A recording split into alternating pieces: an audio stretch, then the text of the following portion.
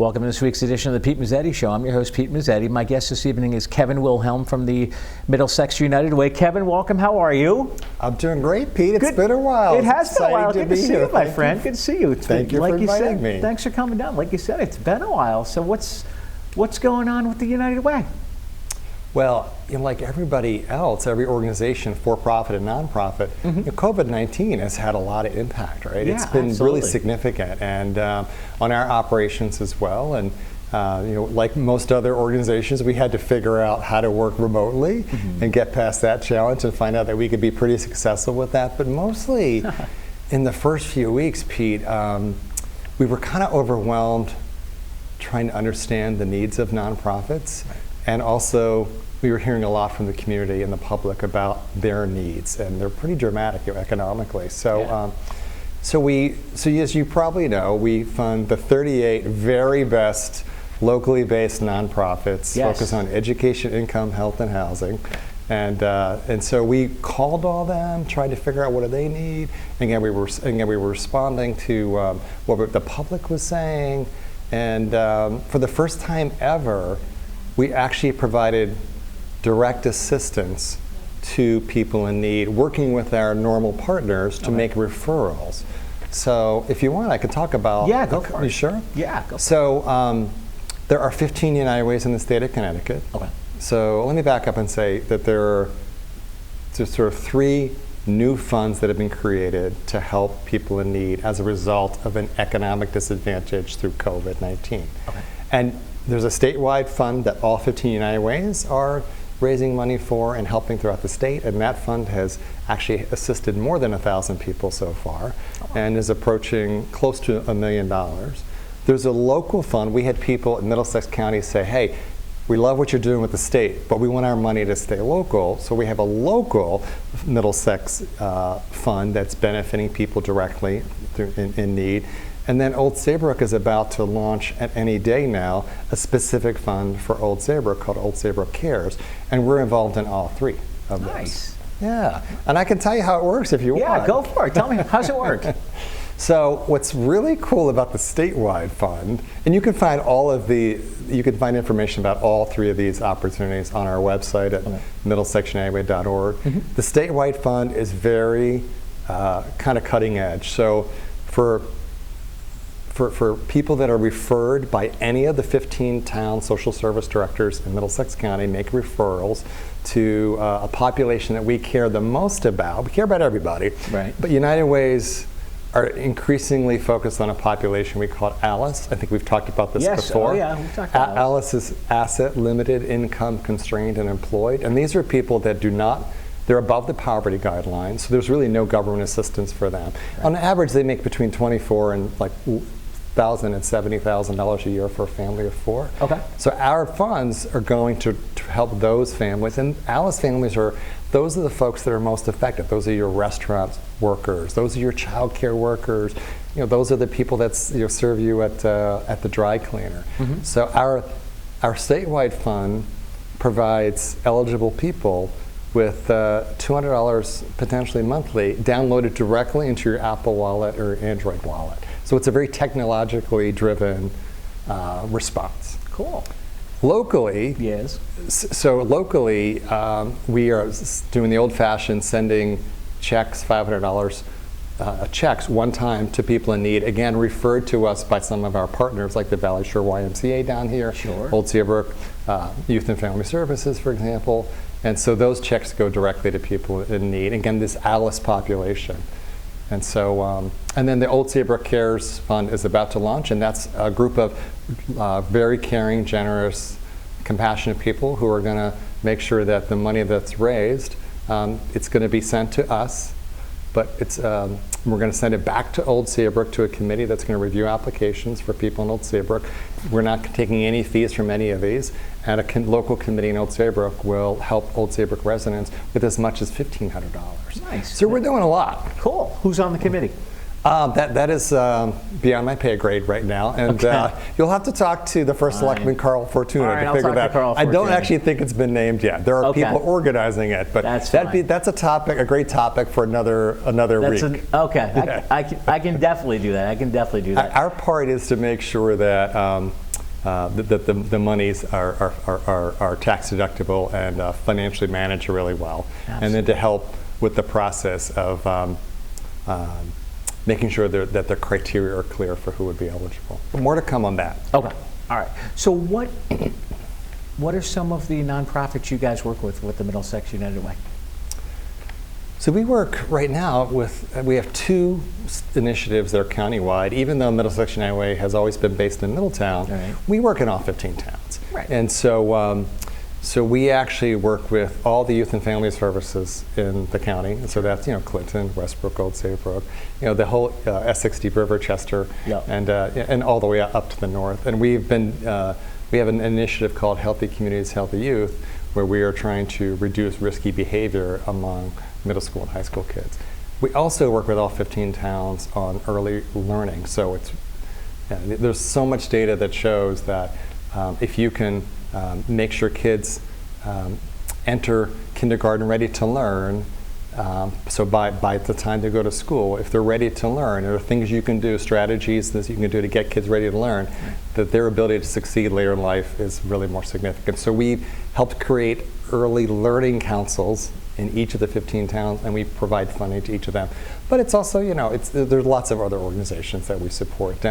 Gilead Community Services, the Scouts, the Ys, things like that. There's 38 of the very best nonprofits. Exactly. Now let's talk about the Healthy Initiative, Healthy You Project. How's that work? That's actually been working well. We actually, when we first started it, we thought that we would be funding it for 5 years, and it's now almost 15 years. Oh my God.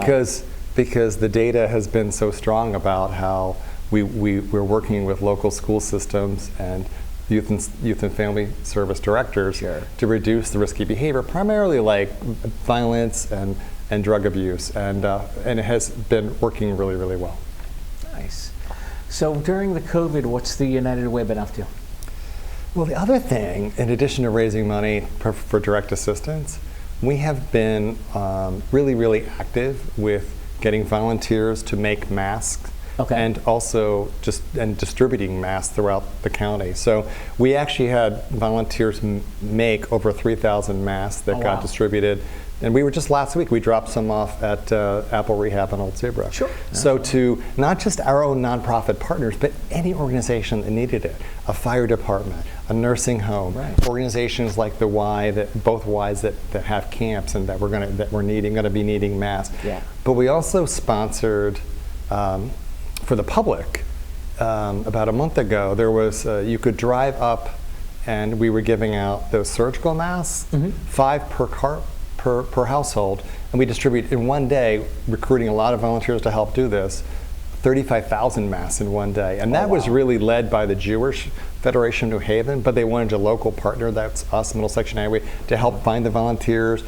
We provided some funding to buy the masks. Things like that have been really significant. We've actually, the other project that we've done that's been really awesome throughout the county is that we had heard that nursing homes, that they were so isolated. People couldn't visit patients if you had family members. Absolutely. And then the nursing home staff were just overwhelmed, really super busy. So we had hundreds of people make cards and thank you notes and just inspirational messages, and they were delivered to nursing homes throughout Middlesex County. So things like that have been really pretty awesome. So we've been trying to do what we can to kind of lift people up. Morale-wise, and also just provide economic assistance as well. Now, when things go back to somewhat of a normal, what can people expect to see with the United Way? Great question. So, who knows? So we think about what's in the news lately, right? Well, there's a lot in the news. Absolutely. But at Middlesex United Way, we had kind of quietly and internally last year begun our own we started to take some steps about racial equity and what does that mean for us and our community. And so now that if you think about what's been happening across the country with the protests and whatnot, we actually have really advanced and kind of fast forwarded our work in racial justice and equity.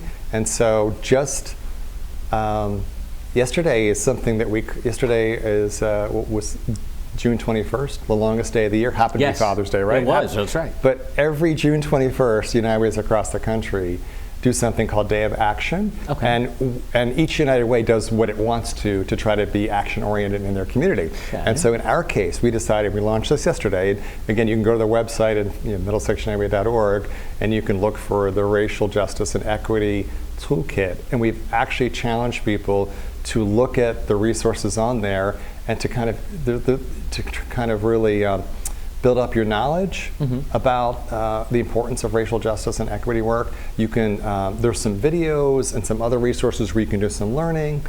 I'm taking there's a free training resource, the anti-racism training that I'm actually in the middle of taking. Oh, cool. And there's all kinds of resources that can help you think about racial justice and equity and what it means, and to sort of, again, advance your knowledge, and also some ways to volunteer, some action steps you can take. So that's actually kind of a new focus for us that we've really been encouraging people. And even things like, I don't know if you've had anybody in here about the census, but the census is so important. Absolutely. For so many reasons. But this, what happens in most, every 10 years in most census counts is that the folks that are harder to reach, which are usually the underserved, can be people of color, the minority community. And so we want to make sure that everybody fills out the census, but we will also want to make sure that people that are harder to reach absolutely fill out the census. And we have a list on there, books you can read, videos you can watch.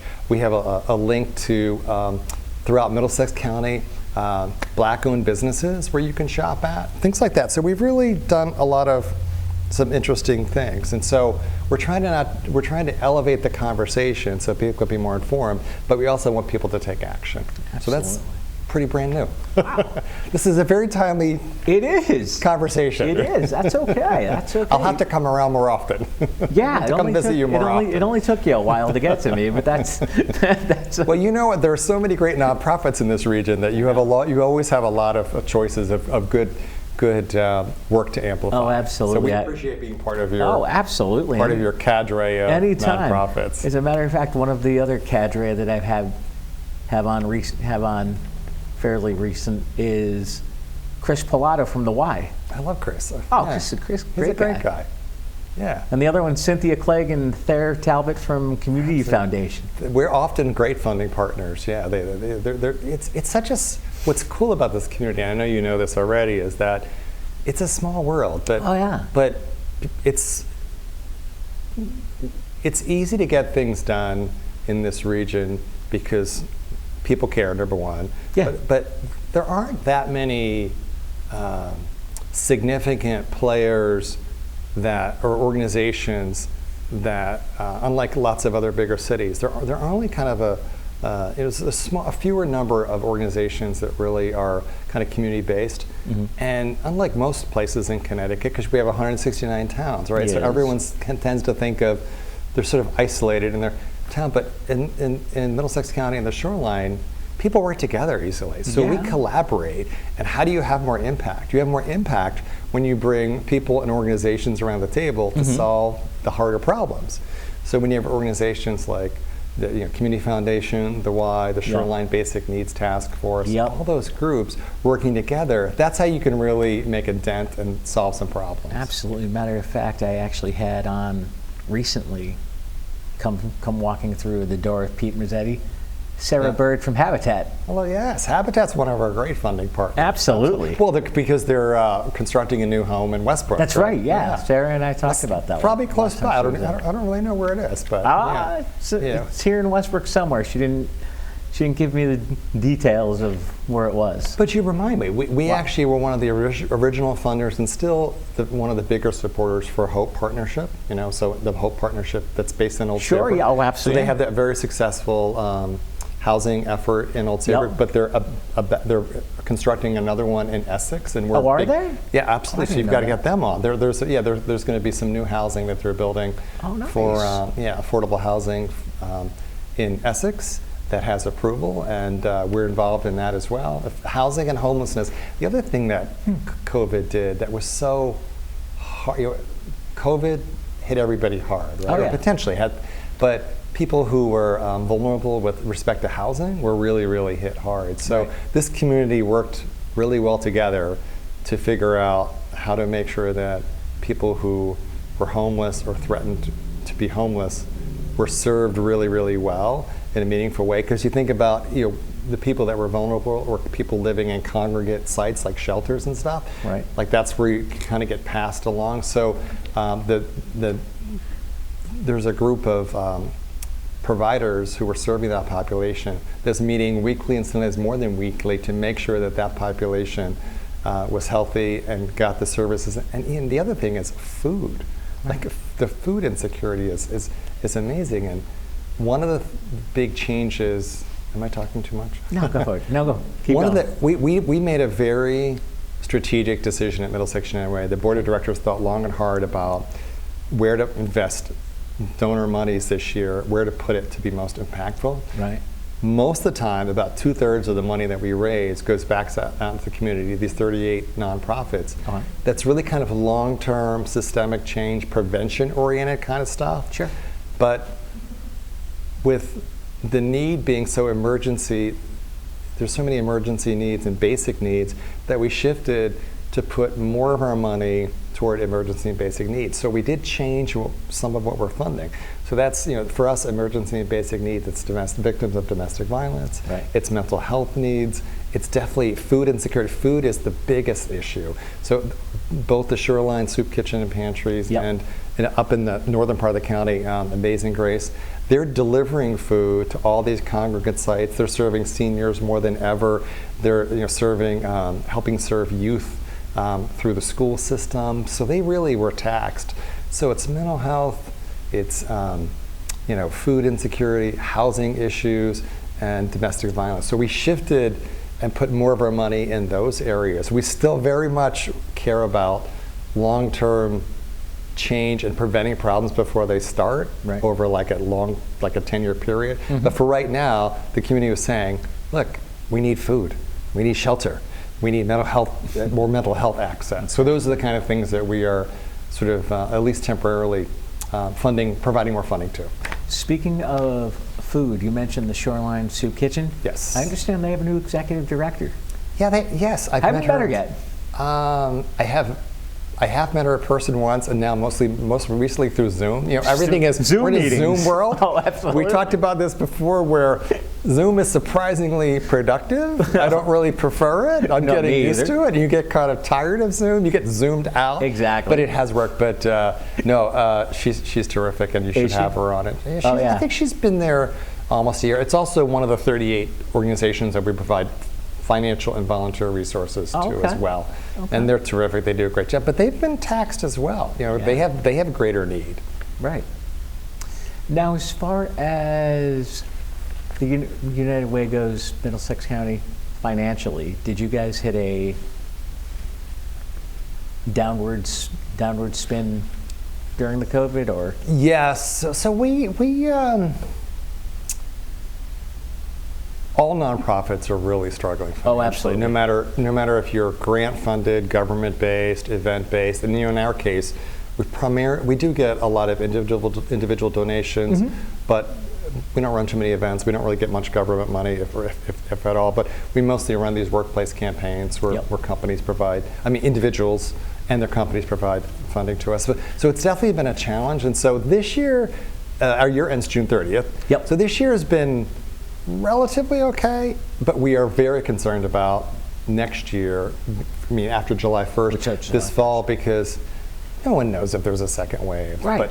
But we had to assume that there might be a problem on the revenue side, so we actually have cut both our operations budget and the amount of money going back into the community by 20%. We have to estimate. And so that's what we have decided, and that's unfortunate. But for the first time ever, we're going to,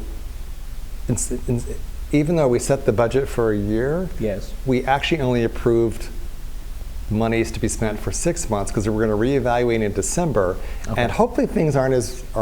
We were conservative, right? Maybe things are better than we anticipated, right? And so in December, our board will meet again, and maybe, I'm an optimistic person, we'll actually have more money than we thought we would. That we won't have suffered as much as we think, and we could potentially increase the amount of money going to our partners and to the community. So that's kind of we figured that there's so much unknown between now and the end of the year. Let's just reevaluate. Absolutely. A year is a long time. Hopefully there's not a second wave. No. But if there is, then we'll be we're kind of putting some safeguards in place to make sure that we are as prudent with the money as we possibly can be. Now, as far as a board of directors that you guys have, how many people are on the board?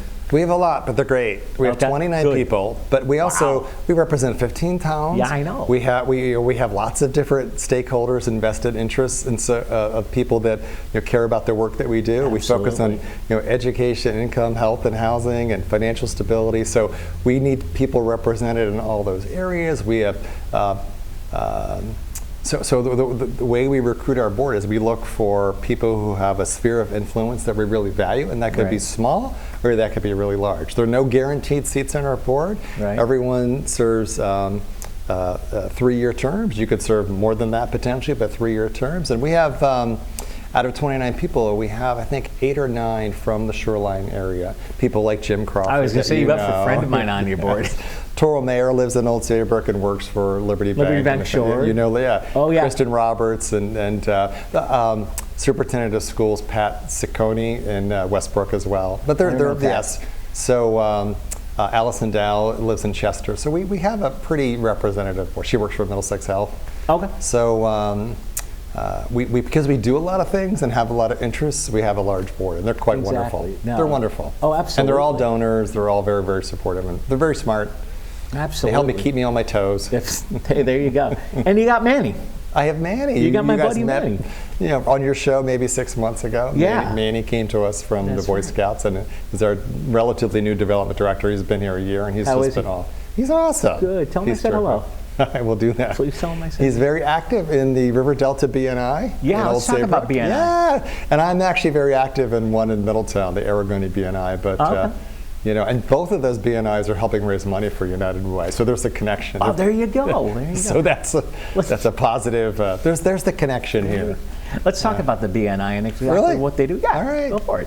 So BNI stands for Business Networking International, and groups are organized by region, and it's one per industry. So for example, in my group that's based in Middletown, and in the one that Manny's in based in Old Saybrook, they only have one nonprofit each. They only have one personal injury attorney each. They have one insurance person. So it's one per industry, one banker, and the goal is to help each other be more successful. So we pass referrals back and forth to each other. But we also get involved in the community, and almost every person in my 20 group Aragoni BNI group, BNI, is a volunteer. 3 of them are on our board of directors, including my current board chair, and at least half of them are donors or sponsors for us. So they're very actively involved in the community. Who's your current board chair? Scot Carlson. Do you know Scott? No. He's an attorney with Carlson and Demir. He does personal injury work, and he's young. We're getting increasingly young. We really, really value people under 40. Right. And we have a young leaders society that's doing great stuff. So I think also about 8 or 9 of our board is around 40ish or under, because we really, I always say that. Focus on the next generation, and the next generation has assets and value right now. We don't have to wait. Right. They have stuff they can contribute right now. Absolutely. So our board is getting increasingly younger, which we love. Absolutely. I was going to say, you mentioned Toral from Liberty Bank. I also have Sue Murphy on with me regularly. Terrific. They really are the partner we probably work with the most closely. Liberty Bank Foundation. Oh yeah, they're great group. Sue's terrific. And the Liberty Bank Foundation, their priorities align very closely to ours. Now, what is the mission for Middlesex County United Way? We really are trying to, we are in an organized, sustained way trying to strengthen the capacity of communities. I really don't you really tripped me up here because I don't actually have the words, which is that's okay. Scot Carlson, my board chair, is now going to probably going to give me a hard time, but the focus is really on long-term systemic change. That type of phrase exists in our mission statement, but we also need to be just really responsive to what the health and human service needs are in our region. Right. And you guys reach all of Middlesex. All 15 towns, yeah. And that's something that about 20 years ago, we had finally made sure it was all 15 towns were included in our United Way. And by the way, I was hired in 1991, so next year will be my 30th anniversary with Middlesex United Way. Oh my goodness! Yes, that's a long time. Good for you. I always joke that I hope hope I realize that it's time to go before the board of directors does. Yeah, right. Yeah, right. So if people want more information on the United Way, where are they going? The website, middlesexunitedway.org. What type of information can they find? Oh my gosh. Everything. Well, yes. So you can definitely find volunteer opportunities. Right. We provide volunteer opportunities regardless of whether or not the 38 organizations we provide money to, any group can put on their volunteer opportunities. Right. But you can find information about the COVID-19 resources. You can provide all internal information. Our audit is on there, our 990. We want to be very transparent. Our staff, who our board is, how to give money, if you would like to, there's different ways to give money, if you want to become a sponsor, all that kind of stuff. But we also are very active in social media. You can find us searching through Middlesex United Way, Instagram, Facebook, LinkedIn, Twitter, and I'm very active in all that too. Cool. So, well, Kevin Wilhelm from the United Way, we're out of time, so thanks for coming down. We'll see you soon. Yes, it was a delight. Good to see you. On behalf of Kevin Wilhelm, I'm Pete Mezzetti. Thanks, good night, and we'll see you next time.